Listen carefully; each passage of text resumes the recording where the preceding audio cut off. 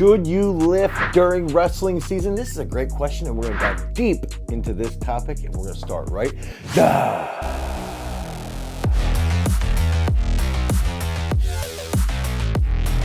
Okay, so one of the biggest questions that I get from wrestling parents are crazy, almost as crazy as swimming parents, is should their kid be lifting during wrestling season? And a lot of this discussion is always ironic to me. Wrestling comes across as like a really tough, hard-nosed sport, and a lot of wrestlers don't even really like to lift. Now, there's a lot of physical things that go on the mat. There's also a lot of technical work. There's a lot of endurance, so you can get fatigued. I would recommend in the off season building lifting into your actual sequence, into your actual schedule, okay? So then over time you adapt to wrestling and you adapt to the work that you're doing in the weight room.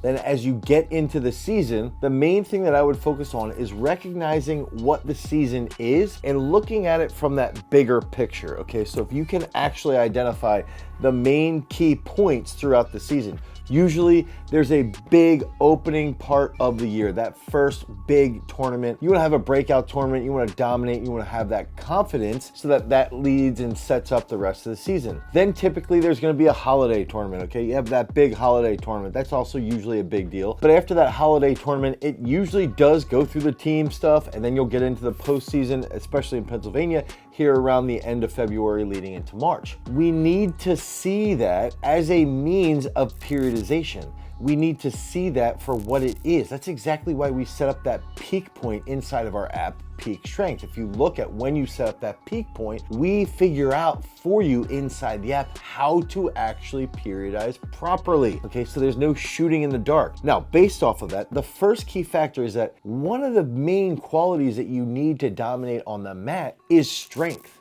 You have to have strength. You have to be agile. You have to have high levels of coordination, high rates of coordination. Lifting can do all those things. If we're focusing on the proper movements that increase speed, that increase power output, that increase that dynamic trunk control, that's gonna lead to that mat strength. So we should, during the season, be lifting. And there's a couple other reasons that we're gonna go into now shortly. But that main factor is we need to be strong when we're executing specific moves on the mat, so we should try to maintain strength. Now, with that being said, typically it takes about 14 days before you start to see any diminishment in your strength gains, okay, or in your strength if you step out of the weight room. We have to remember that for later on in the video because that's how we want to lead into that big peak. So that second key aspect is that lifting weights will help you burn calories.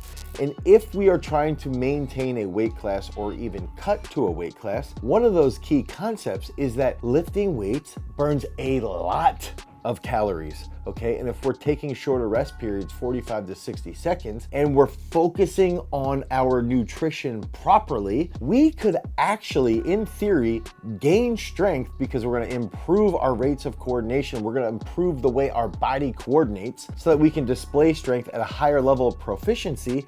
And if we're focusing on our nutrition, we can recover properly. I think that's one of the key things I'm gonna call out wrestling coaches for, is that they love to not lift in season, and they also love to not educate their athletes on how to eat and recover properly. They sort of just let them starve and not lift, so they get weaker, then they suck weight down to a weight class, and then they can't perform, and then they get mad at them and berate them. When in reality, if we just use a little bit of logic, lifting weights, resistance-based training can burn a lot of calories. If we're in a caloric deficit, we will actually lose weight.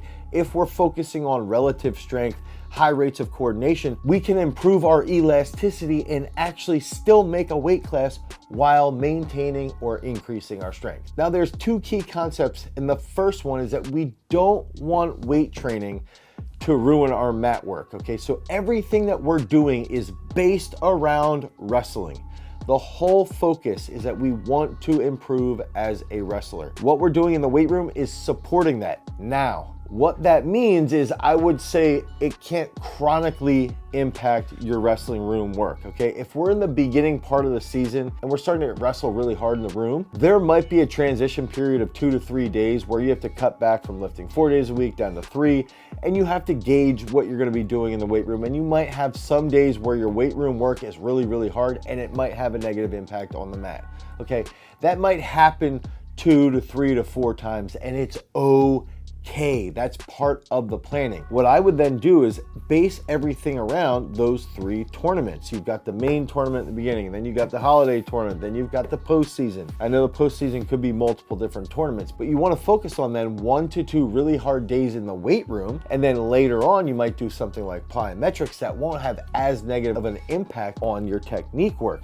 Okay, so you start to periodize and understand what you're doing in the wrestling room and understand what you're doing in the weight room. That's another call out. A lot of wrestling coaches don't actually plan out their whole season. Now, if we do this properly and we do this with endurance-based work and weight room-based work, all of a sudden we get to a point later on in the year where everybody else has backed off from the weight room, everybody else is eating poorly, everybody else is sucking crazy weight. Meanwhile, we're getting stronger, and then we're fresh. We know that 10 to 14 day time frame when we're starting to peak, when we're starting to taper quite a bit, we know that that's going to enhance our performance. We're going to feel fresh. We're not going to be cutting a ton of weight. We're going to be stronger, and now that leads to that better performance. So that's exactly why you should be strength training during the wrestling season. And that's stuff that we figured out and we put together inside of our brand new app, Peak Strength. If you head over to peakstrength.app or the Google Play Store or the Apple Store, you can pick up Peak Strength today for 7